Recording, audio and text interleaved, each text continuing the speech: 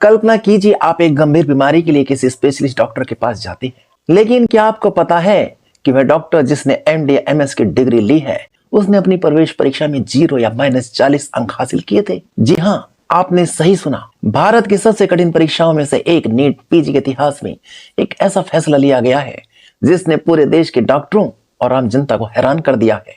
क्या अब बिना नंबर लाए भी कोई विशेषज्ञ डॉक्टर बन सकता है? क्या ये मरीजों की जान के साथ खिलवाड़ है या फिर खाली सीटों को भरने की कोई मजबूरी? आज के वीडियो में हम इस ऐतिहासिक और विवादास्पद फैसले की परतें खोलेंगे। अंत तक बने रहिएगा क्योंकि आंकड़े आपको चौंका देंगे। दोस्तों, नेशनल बोर्ड ऑफ एग्जामिनेशन यानी MBEMS ने एक चौंकाने वाला बदलाव किया है। केंद्र सरकार के निर्देश पर PG मेडिकल सीटों को भरने के लिए क्वालिफाइंग परसेंटाइल को घटाकर सीधे 0 कर दिया गया है। इसे आसान भाषा में समझते हैं। पहले जनरल कैटेगरी के लिए कट ऑफ 50th परसेंटाइल थी, जिसे गिराकर अब सिर्फ 7th परसेंटाइल कर दिया गया है, यानी सिर्फ 103 नंबर लाने वाला भी अब पात्र है। लेकिन सबसे ज्यादा चर्चा हो रही है SC, ST और OBC कैटेगरी की। इनके लिए कट ऑफ को 40th परसेंटाइल से घटाकर सीधे 0 कर दिया गया है। इसका तकनीकी मतलब यह है कि अगर आपने परीक्षा दी है और आपका नाम लिस्ट में है, चाहे आपके नंबर -40 ही क्यों ना हो, आप काउंसलिंग के लिए एलिजिबल हैं, यानी आप डॉक्टर बनने की रेस में शामिल हो सकते हैं। अब आप सोच रहे होंगे कि माइनस में नंबर कैसे आते हैं। देखिए, नीट PG में नेगेटिव मार्किंग होती है। अगर कोई छात्र ज्यादातर सवाल गलत करता है तो उसके नंबर 0 से भी नीचे चले जाते हैं। डेटा बताता है कि इस बार सबसे कम स्कोर लगभग -40 तक गया है। 0 परसेंटाइल का मतलब है कि अब वो हर उम्मीदवार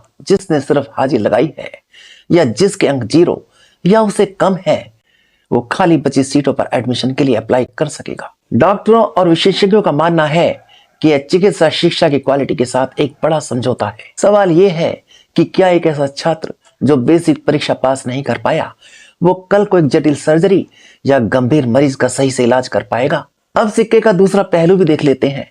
आखिर सरकार और नेशनल मेडिकल कमीशन अर्थात NMC ने ऐसा क्यों किया?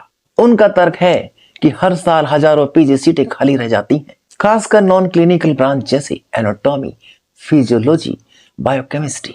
इन सीटों पर कोई एडमिशन नहीं लेना चाहता क्योंकि इनमें प्राइवेट प्रैक्टिस का मौका कम होता है। लेकिन मेडिकल कॉलेजों में पढ़ाने के लिए फैकल्टी की जरूरत होती है। अगर ये सीटें नहीं भरी गई तो कॉलेजों में टीचर्स की कमी हो जाएगी। सरकार का कहना है कि इन छात्रों को रेडियोलॉजी या डर्मा जैसी टॉप ब्रांच नहीं मिलेंगी, बल्कि वही सीटें मिलेंगी जो टॉप रैंकर्स ने छोड़ दी है। लेकिन बहस यही खत्म नहीं होती। विरोध कर रहे डॉक्टरों का कहना है कि सीटों को भरने के लिए क्वालिटी को दांव पर लगाना कहां तक जायज है। अगर कोई काबिल नहीं है तो उसे जबरदस्ती स्पेशलिस्ट बनाना क्या सही है?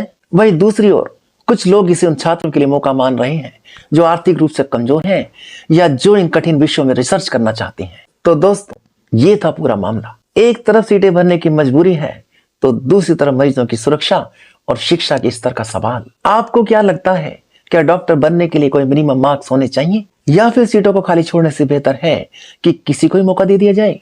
अपनी राय कमेंट बॉक्स में जरूर लिखें क्योंकि आपकी राय बहुत मायने रखती है। अगर आपको ये जानकारी जरूरी लगी हो तो इस वीडियो को लाइक करें और ज्यादा से ज्यादा लोगों के साथ शेयर करें ताकि सबको पता चले कि हमारे देश के हेल्थ सिस्टम में क्या बदलाव हो रहे हैं। और हाँ, ऐसी गहरी रिसर्च वाली वीडियो के लिए हमारे चैनल को सब्सक्राइब करना ना भूलें और बेल आइकन जरूर दबाएं। स्वस्थ रहें, जागरूक रहें।